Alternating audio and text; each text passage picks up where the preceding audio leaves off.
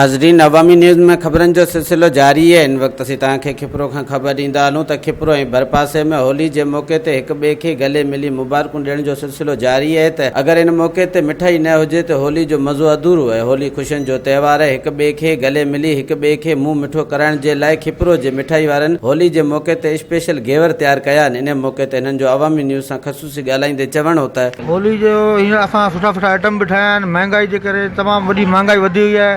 ग़रीब माण्हू जी पहुच खां परे आहे ऐं इन करे कुझु न कुझु मुनासिबु कमु हले पियो। घेवरनि जो डिमांड वधीक आहे।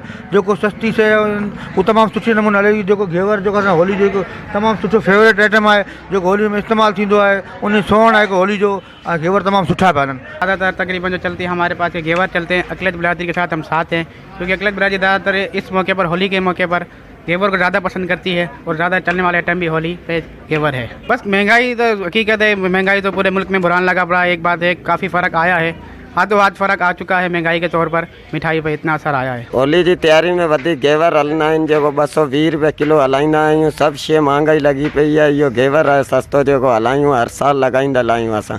घेवर वठण आयो 2 किलो 220 रुपया किलो आहे। होली जो त्योहार गले मिले मिलंदा आहियूं। हिकु ॿिए ख़ुशी हूंदी आहे। सभु दोस्त ईंदा आहिनि हिते वठंदा आहिनि। ऐं बि वठणु आयो 2 किलो 220 रुपया किलो। वधीक ख़बरनि ऐं तफ़सील जे लाइ विज़िट कयो असांजी वेबसाइट awamiNewsHD.com ऐं ॾिसंदा रहो अवामी न्यूज़ HD।